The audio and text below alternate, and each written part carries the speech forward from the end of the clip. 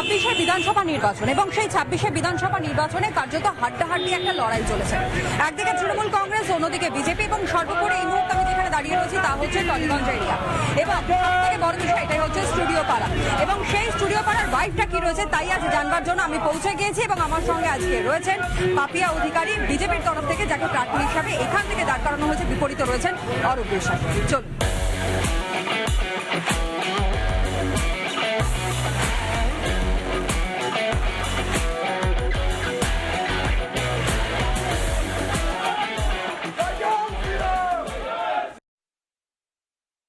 26-এর বিধানসভা নির্বাচন এবং লড়াই যে এবার হাড্ডাহাড্ডি হচ্ছে সেটা নিঃসন্দেহে বলা চলে। দিনভর যা যা কিছু ঘটলো তা তো আপনারা দেখলেন, কিন্তু দিনের শেষে এসে এখন আপনাদেরকে দেখাই যে বিজেপির তরফ থেকে কিরকম ভাবে প্রচার চলছে। সব থেকে বড় কথা, মানুষের সাড়া কতটা তারা পাচ্ছেন। আমি এই মুহূর্তে রয়েছি টলিগঞ্জে, এবং টলিগঞ্জে এবার যিনি বিজেপির প্রার্থী হয়েছেন তিনি পাপিয়া অধিকারী। সাধারণ মানুষের সঙ্গে কথা বলছেন, জানবার চেষ্টা করছেন তাদের কি অসুবিধা রয়েছে, কি সমস্যা তাদের রয়েছে। বাজারটা উঠিয়ে দিল আমাদের লর্ডসে। এই যে এদের দোকান থেকে আমি মাছ কিনেছি, কারণ আমি স্টুডিওতে মাঝে মাঝে মাছ নিয়ে রান্না করে আমি স্টুডিওতে নিয়ে যেতাম, সবাইকে খাওয়াতাম। সেই দাদাদের মাছের বাজারটা উঠিয়ে দিয়েছে। একটা কোনো কম্পেনসেশন দিয়েছে? কিচ্ছু কম্পেনসেশন দেয়নি। তাহলে এই যে বলছে না উন্নয়ন সাংঘাতিক, রূপকার কিসের রূপকার, এই যে কি অবস্থা দাদাদের। দীর্ঘদিন ধরে এই টলিগঞ্জে যেভাবে তৃণমূল কংগ্রেস রয়েছে, কিন্তু তারপরও আদৌ কোন রকমের কোনো কাজ হয়েছে? যারা রয়েছেন এখানে বিজেপির সমর্থকরা, তাদের সঙ্গে তো কথা বলবো, কিন্তু তাদের সঙ্গে পাপিয়াদি রয়েছেন। আজকে দেখলাম সৌমিত্র চট্টোপাধ্যায়ের বাড়ির সামনে থেকে এই প্রচারটা শুরু করলেন। কি কারণের জন্য? অ্যাকচুয়াল ভাবে তিনি তো বামপন্থার ওপরই আস্থা ভরসা রেখেছিলেন শেষ পর্যন্ত, কিন্তু কোথাও গিয়ে বয়স্ক আমরা, আমার মারা যে আস্থা রেখেছিল সেটা মানবতার পাশে দাঁড়ানো, স্ট্যান্ড ডিসাইড। কোথায় ওরা কি এখন স্ট্যান্ড ডিসাইড করছে? শুধু নিজেদের জন্য, শুধু নিজেদের জন্য, সেটা ঠিক না। এই যে মোদি দাদা যে সারা পৃথিবী নয় এইরকম করে উনি উজ্জ্বল হয়ে উঠেছেন only because of the fact যে উনি সবার জন্য ভাবছেন, উনি সবার জন্য ভাবছেন। তো সেই জন্য আমরা সবার প্রার্থী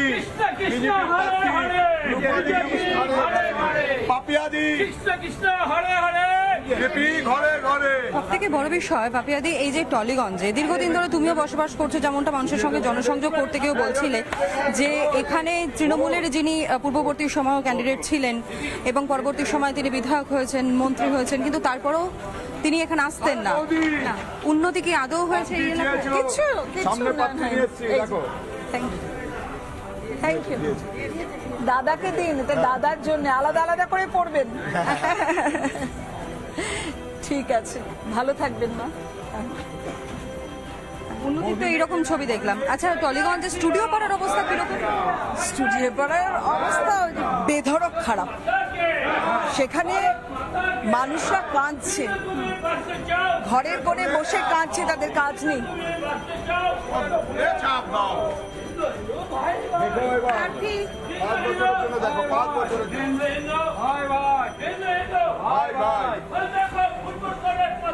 কান পাতলে শোনা যাচ্ছে এই যে বিশ্বাস ব্রাদার্স, তারা একচ্ছত্রভাবে সেখানে রাজত্ব করছে, যাদের জন্য অনেকে কাজ পাচ্ছে না। অনেক ভালো ভালো কলাকুশলী যারা রয়েছে তারা আফসোস করছে। সবাই বসে আছে, টেকনিশিয়ানসরা বসে আছে, আর্টিস্টরা বসে আছে, বড় বড় ডিরেক্টরসরা বসে আছে। কত ডিরেক্টরস মারা গেলেন, কি আশ্চর্য, কি আশ্চর্য। মানে আর আমি জানি না কি করে এই ঘুঘুর বাসাটা নিশ্চয়ই ভাঙবে, কিন্তু এই ঘুঘুর বাসাটা এতদিন ধরে করতে দেওয়া হলো কি করে? কারা তাদের পাশে আছে? আমাদের টলিগঞ্জেরই অনেক মানুষ তাদের পাশে রয়েছে। কেন? নিজেদের কাজের জন্য। তারা একবারও ভাবলো না অনেক মানুষ তারা কাজ করতে পারছে না? তারা একবারও দেখলো না এতগুলো দুর্নীতি হয়, চুপ, মুখ বন্ধ কেন? আপনারাও প্রশ্ন করুন কেন? এই যে আমি বলছি না যে সবাই শুধু একটাই কথা বলছে, আর বলতে হবে না, আপনাদের সিট কনফার্মড, এই কথাই সবাই বলছে। কেউ চুপিসারে বলছে, কেউ জোরে জোরে বলছে, কিন্তু বলছে। তাই এটা আমাদের কাছে একটা বিরাট পয়েন্ট। আমাকে সবাই বলছে এটা নাকি খুব খুব টাফ সিট। আমি তো টাফ সিট মনে করছি না।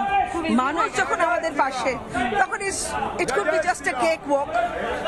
একেবারে। আর এখান থেকে একবার আপনাদেরকে শোনাই, এই যে বিশ্বাস ব্রাদার্সদের দাদাগিরি রীতিমতো স্টুডিও পাড়াতে, যে কারণের জন্য বেশ কিছু সংখ্যক যারা সেখানে কাজ করে এতদিন ধরে রুজি যাদের স্থির ছিল, তারা পর্যন্ত বেকার হয়ে বসে রয়েছেন। রীতিমতো টার্গেট করা হচ্ছে তাদেরকে। আর এই প্রসঙ্গে আগে আমি একটুখানি শোনাবো রুদ্রনীল ঘোষ, বিজেপি নেতা এবং তিনিও ক্যান্ডিডেট এবারের, তিনি ঠিক কি বলেছেন।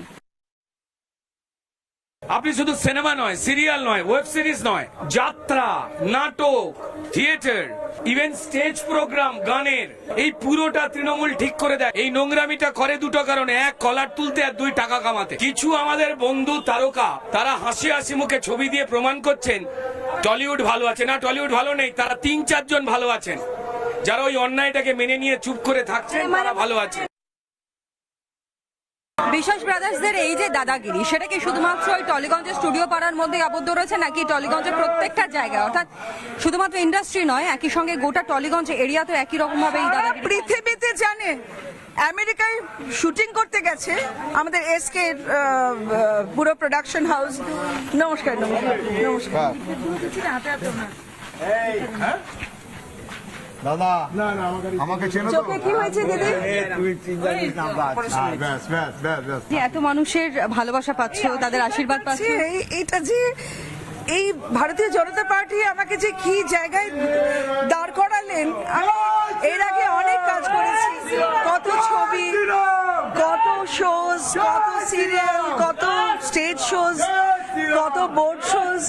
এই ওই আশীর্বাদ তো আশীর্বাদ। আর এই যে আশীর্বাদ, মানুষের ঘরে ঘরে এসে আমাকে আশীর্বাদ দিচ্ছে, মাথায় হাত দিয়ে দিয়ে, ইটস আ গ্রেট থিং। বিশ্বাস ব্রাদার্সদের সঙ্গে কেউ না থাকলে কাজ পাওয়া যাচ্ছে না, এটা কি একদম সত্যি? ঘটনা, একদম ঘটনা।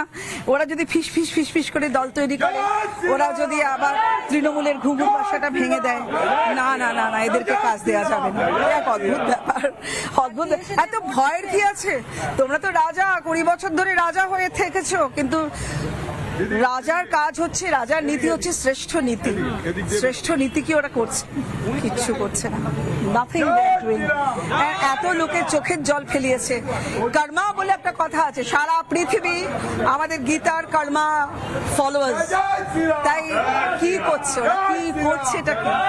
বাবা আমাকে পাঠিয়ে দেবে। বাই বেটা। এখন তো বিভিন্ন সময় দেখা যায় মমতা বন্দ্যোপাধ্যায় বা দলনেত্রী যখনই পথে বেরান মিটিং মিছিল করতে, তখন বেশ কিছু চেনা মুখ সামনে থাকে। অনেকেই টিকিট পায়নি, কিন্তু লাস্ট টাইম আমরা দেখেছিলাম যে অনেকেই টিকিট দেওয়া হয়েছে। একটা তারকা চমক ছিল। যারা টিকিট পায়নি, কোথাও গিয়ে তাদেরকে এবার মোহভঙ্গ হচ্ছে। ওরা ভয় পেয়েছে আবার কোথায় ধোয়া ধোয়া বলে আবার 12টা বাজিয়ে দেবে, পার্টির মুখ পুড়বে। কার কি পড়াশোনা, কার কি চতুর্দিকে আবহাওয়া সম্পর্কে, কার কি মতামত, সেই সব না জেনে, কোনো ক্লাস না করে তাদেরকে দিয়ে দেওয়া। এইবার ওরা বুঝতে পেরেছে যে এইটা করাটা উচিত নয়।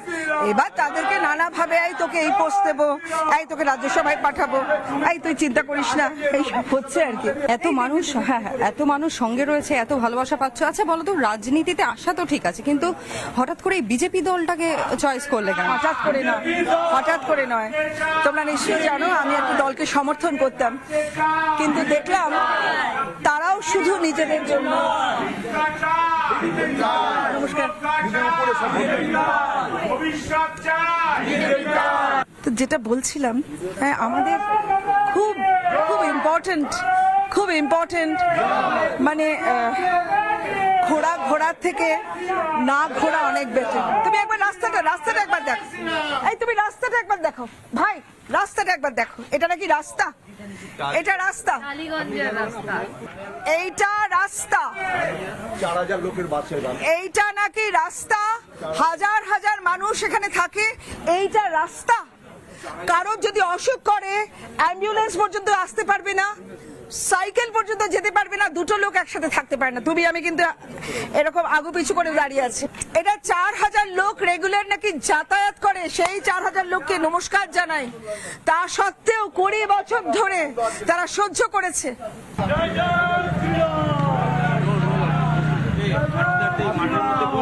একদিকে যেখানে আপনারা জানেন যে এই টলিগঞ্জে যে টলি ইন্ডাস্ট্রি, সেখানে যেভাবে দাদাগিরি চলছে, এমনকি যারা টেকনিশিয়ানরা তারা আন্দোলন করছেন, কাজের দাবিতে তারা পথে নামছেন, তারা আন্দোলন করছেন। আর অন্যদিকে কাজে গিয়ে রীতিমতন প্রাণ হারাতে হয়েছে অভয়াকে।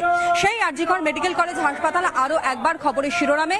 ছোট্ট শিশুকে নিয়ে চিকিৎসার জন্য গিয়েছিলেন বাবা, এবং সেখানে গিয়ে লিফটে আজকে প্রাণটা চলে যায় সেই বাবার। কি অবস্থা পরিবারের, এতটা উদাসীন রাজ্যের স্বাস্থ্য দফতর। ছবিটা দেখুন।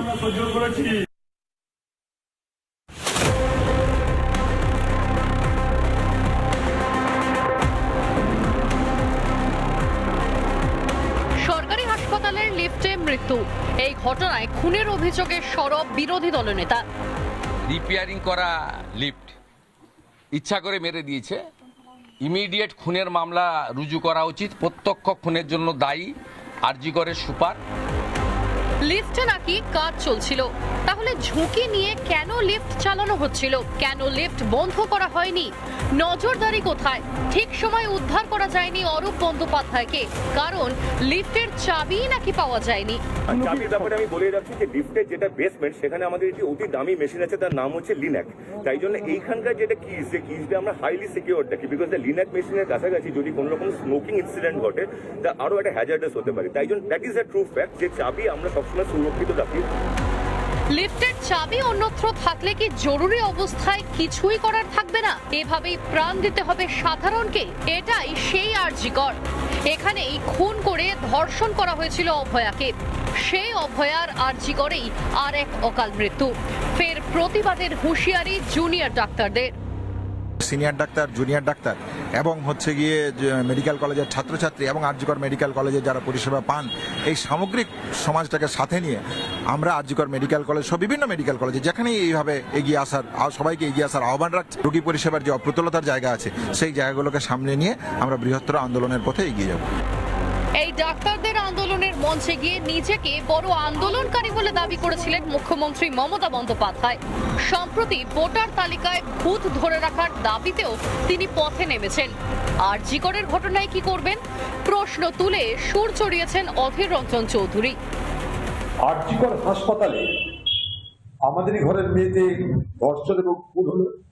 এই আরজিকরে শ্বাসরুদ্ধ হয়ে আরেকটা মানুষের মৃত্যু হলো। কই সেসব নিয়ে তো হাইকোর্ট যাচ্ছে না। জি বড় বড় মাতব্বররা মানুষের সমস্যা নিতে হাইকোর্ট যাচ্ছে না। চোর বাঁচাতে, ডাকাত বাঁচাতে, ছেঁচড়া বাঁচাতে বেশ করে ব্যবস্থা করেছে। স্বাস্থ্য সচিব এবং স্বাস্থ্যমন্ত্রীর বিরুদ্ধে খুনের অভিযোগের সরব বিরোধী দলনেতা। আন্ডার মেনটেনেন্স লিফটে পেশেন্টকে চাপিয়ে খুন করেছে। প্রত্যক্ষ খুনি যদি আরজিকরের অথরিটি হয়, পরোক্ষ খুনি নারায়ণ স্বরূপ নিগম আর মমতা ব্যানার্জি। খুনের মামলা হওয়া উচিত।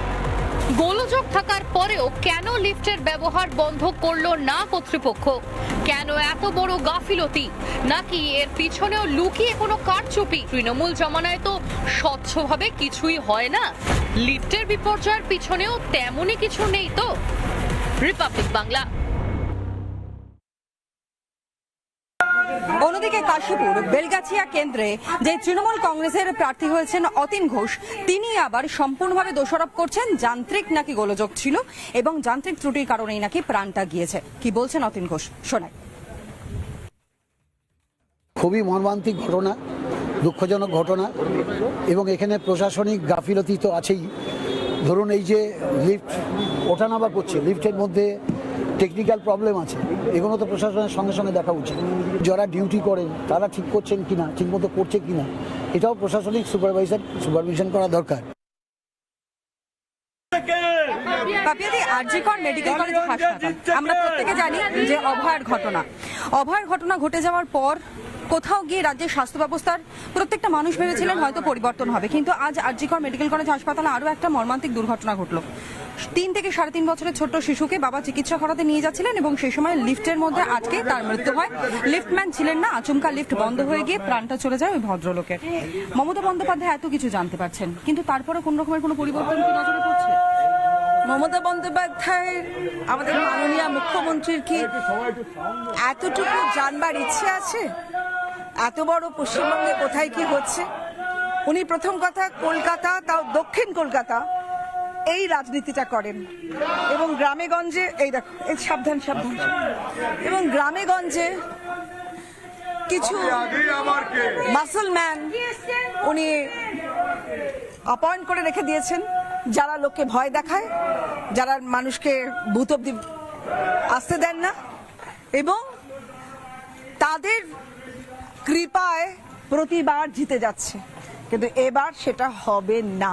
এখানে আরো একটা প্রসঙ্গ উঠে আসছে, এত অফিসার বদল করা হচ্ছে, মমতা বন্দ্যোপাধ্যায় বলছেন দাঙ্গা বাঁধানোর, অশান্তি পাকানোর চেষ্টা করা হচ্ছে। ওনার আবার দাঙ্গা শব্দটার উপর একটা অদ্ভুত ভালোবাসা আছে, উনি চাইছেন যে দাঙ্গাটা হোক। এই যে আমাদের ডেমোগ্রাফি চেঞ্জ হয়ে যাচ্ছে, মালদা মুর্শিদাবাদের ওখানে উনি কিছুতেই ব্যারিয়ার তুলে দিতে দিচ্ছে না।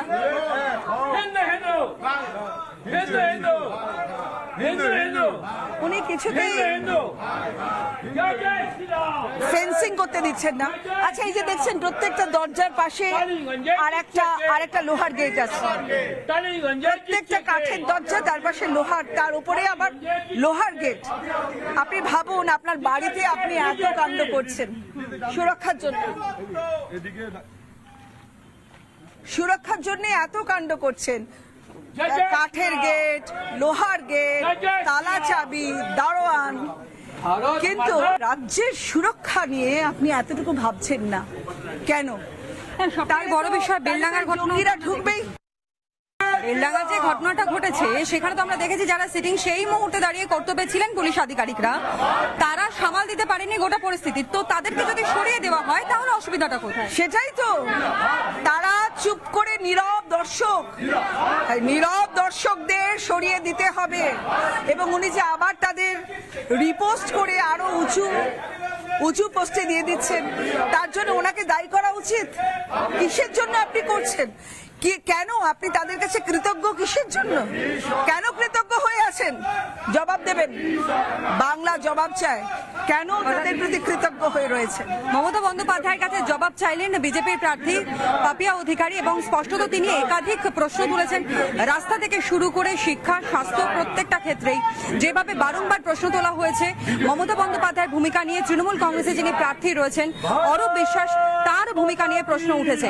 তার কারণ বিশ্বাস এই যে দাদাগিরি চলছে, এই যে যেভাবে দাদাগিরি করা হচ্ছে, বিশ্বাস ব্রাদার্সরা যেভাবে আতঙ্কের মধ্যে রেখেছেন গোটা পরিবেশকে, গোটা এলাকাকে, তা নিয়ে বিজেপির তরফ থেকে প্রশ্ন তোলা হচ্ছে। প্রশ্ন তুলছেন বিজেপি প্রার্থী পাপিয়া অধিকারী। মমতা বন্দ্যোপাধ্যায় বলছেন যে দাঙ্গা বাধাতেই মূলত অফিসারদের বদল করা হয়েছে। আজ এমনটাই অভিযোগ করতে শোনা গেল মমতা বন্দ্যোপাধ্যায়কে। শোনাই কি বলেছেন তিনি। সব বাংলার অফিসারদের যদি তুলে নিয়ে যাওয়া হয়, বাংলার মানুষকে দেখবে কে? এরপরে যদি কোনো ঘটনা ঘটে এর জন্য দায়ী থাকবে বিজেপি সরকার, কারণ নির্বাচন কমিশন বিজেপি সরকারের বাইরে নয়, তাদের তোতা পাখি। তৃণমূলের সুপ্রিমো এখনো পর্যন্ত দাঁড়িয়ে বলছেন রেশন যদি বন্ধ হয়ে যায় তাহলে তার জন্য দায় তিনি নেবেন না। তাহলে দায়টা কে নেবেন মাননীয়া? মানুষ খাদ্য পাবে কোথা থেকে? রেশন বন্ধ হয়ে গেলে মানুষ যেন আমাকে দোষ না দেয়, কারণ আমি তো রেশনটা দিতে চাই। ফুড ডিপার্টমেন্টের প্রিন্সিপাল সেক্রেটারিকে নিয়ে গেছে অবজারভার করে, কখনো দেখেছেন? ডেভেলপমেন্ট ওয়ার্ক চালায়, এরা কিন্তু ইলেকশন করে না, এরা গভর্নমেন্টের এক একটা কি অফিসার। আচ্ছা, আগের বার তো 2021 আমরা দেখেছি উলুবেড়িয়া থেকে তুমি দাঁড়িয়েছিলে, আর এবার নিজের গড় বলা চলে। তো কতটা মনে হচ্ছে যে এইটা সোজা ছিল না আগেরটা সোজা ছিল, নাকি কোনোটাই কোনো ব্যাপার না, ঠিক আমি জিতে যাবো, এই আত্মবিশ্বাসটা রয়েছে? তোমরা যদি এখনো ইভিএম খোলো, উলুবেড়িয়া দক্ষিণের পাপিয়া অধিকারী জিতে আছে। 12টা অব্দি যখন জিতছি তখন সব স্তব্ধ, হঠাৎ চুপচাপ, আমাকে ঢুকতে দেওয়া হলো না, আমাকে আবার নিগৃহীত করা হলো। দেখেছি, বলছে এবার পরিবর্তন আর সহ্য হচ্ছে না তৃণমূল। ভাবো, সাধারণ মানুষ।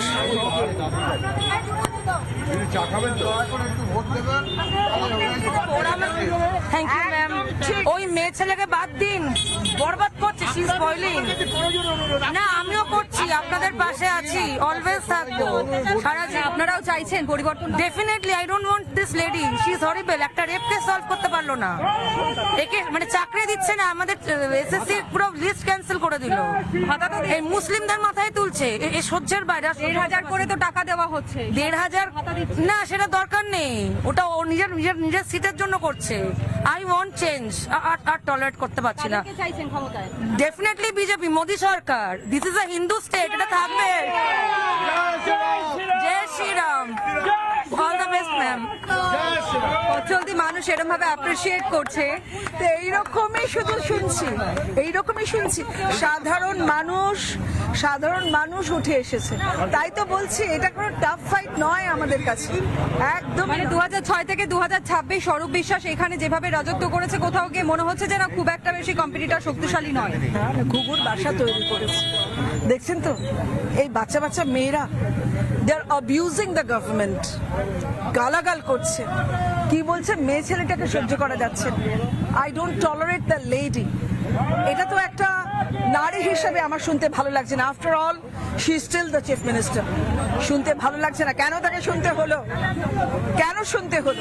কারণ এই যে এক্ষুনি বললাম, ইয়া দেবী সর্বভূতেষু বৃত্তি রূপেণ সংস্থিতা, আমাদের বৃত্তিটা উনি নষ্ট করে দিয়েছেন, আমাদের কাজ কর্মসংস্থান সবটা নষ্ট করে দিয়েছেন, অ্যান্ড উই আর নোওয়ে। আর সেই কারণের জন্যই চেঞ্জের দরকার।